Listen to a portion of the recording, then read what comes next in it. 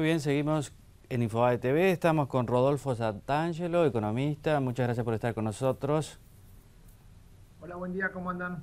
Muy bien, gracias. Estábamos todos escuchando las palabras del ministro Kicillof explicando este proyecto para cambiar de jurisdicción los eventuales conflictos con los tenedores de bonos. ¿Cuál es su primera impresión? ¿Usted cree que este proyecto va a tener éxito, que va a ser aceptado por los bonistas?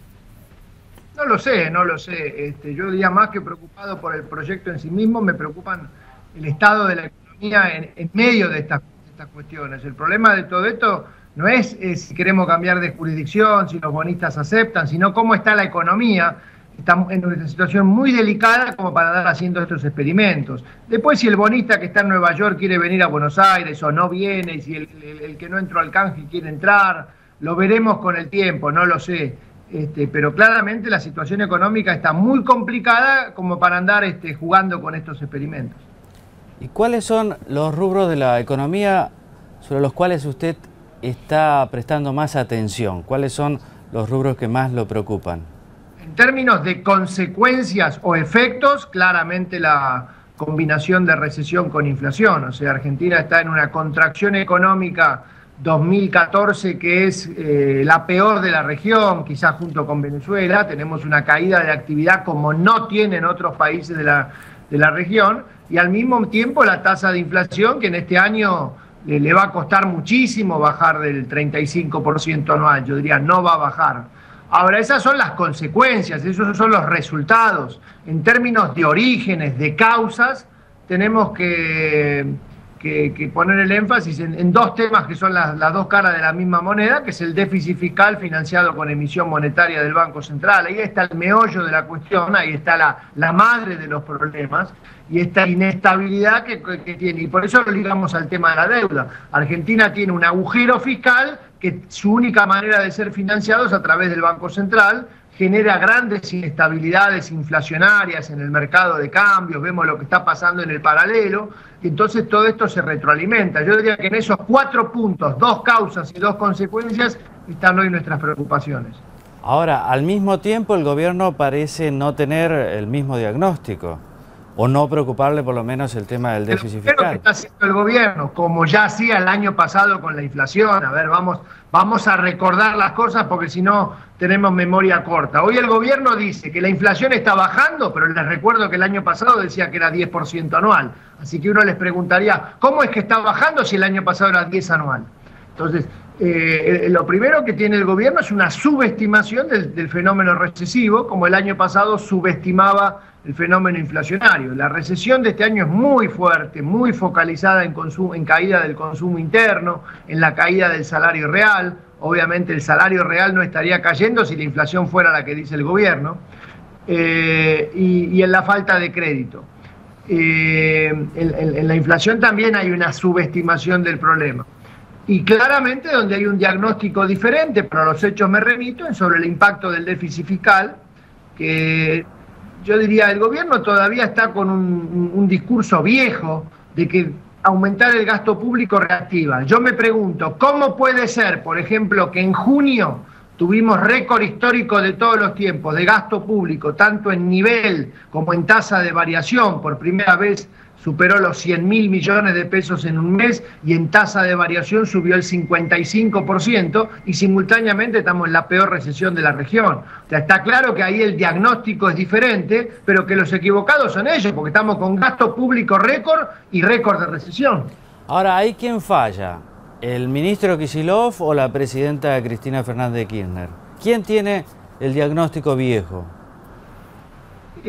Profesionalmente el ministro de Economía, políticamente la presidenta, pues se supone que es un equipo eso, así que no lo sé. Lo que sé que, digamos, la presidenta tiene que seguir gobernando hasta el último día de su mandato. El ministro de Economía se queda o no se queda en función de lo que decida la presidenta, pero la política económica es cerrada, no de ahora. Yo diría, los problemas acá grandes se empezaron a engendrar como mínimo en los años buenos de este periodo, que fueron 2010-2011. En la malaria es más difícil hacer política económica. Los años desperdiciados fueron 2010-2011, que fueron muy buenos y se cometieron muchos errores. Ahora, al mismo tiempo, Santangelo, faltan muchos meses para el diciembre del 2015. La idea es que van a pasar muchas cosas hasta llegar ahí. Sí, va a ser una transición larga, ¿no? Esta recesión que empezó, vamos a ponerle este año, 2014, es tan profunda como la de 2009, pero probablemente vaya a ser mucho más larga que la de 2009. La de 2009 fue profunda pero corta. Esta pinta para larga.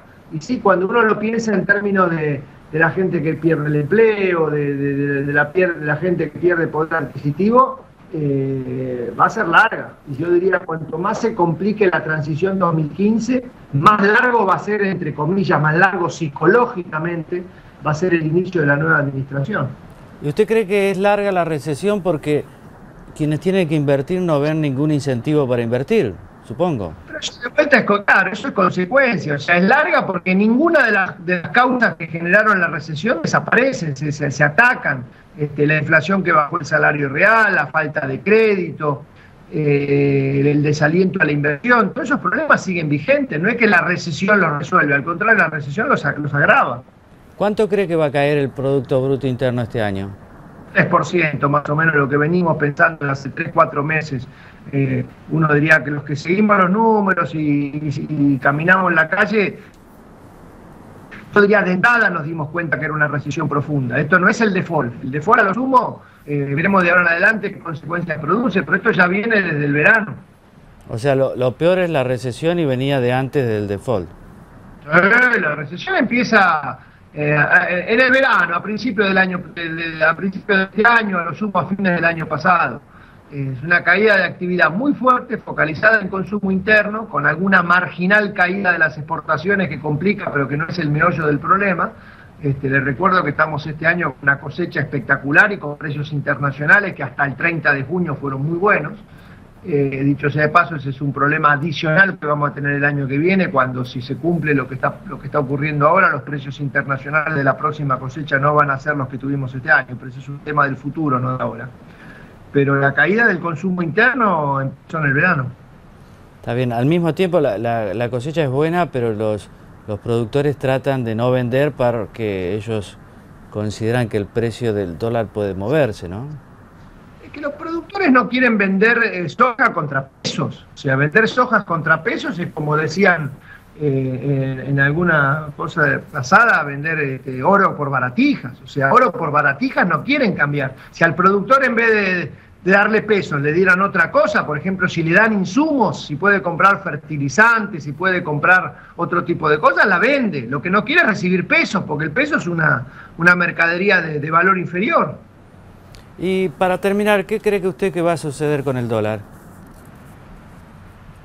El dólar, bueno, hay varios dólares en Argentina, ¿no? Pero el dólar, no hablemos del paralelo porque es ilegal, pero hablemos del dólar contado con liquidación, o sea, el dólar de operaciones financieras legal, que entiendo que está cotizando cercano a los 13 pesos o por ahí, va a depender de la política monetaria. Y cuanto más se emita, más va a subir el dólar financiero, contado con líquido, como lo queramos llamar. Y es seguro que en los próximos 4 meses la emisión monetaria va a subir muchísimo, porque el agujero fiscal crece exponencialmente. El dólar oficial lo determina más el Banco Central, a la corta, a la larga lo determina la realidad, como vimos en enero. A la corta el dólar oficial, imagino que lo querrán llevar alrededor de 9 pesos, pero si se les va la mano con la emisión monetaria y con el déficit fiscal, no descarto que en el verano tengamos otro episodio cambiario como el que tuvimos este año. O sea que el episodio cambiario que tuvimos en enero no sirvió de mucho. Sirvió para empatar el año, para devaluar 40% terminará siendo la devaluación de este año, que le pegan el palo a la inflación de este año. O sea que la devaluación de enero terminó siendo una anticipación de la inflación y la devaluación futura, pero no para mejorar la rentabilidad y competitividad de los sectores exportadores no mejoró, no sirvió. Muy bien, Rodolfo Santangelo, muchas gracias por haber estado en Infobae TV. Gracias por el llamado.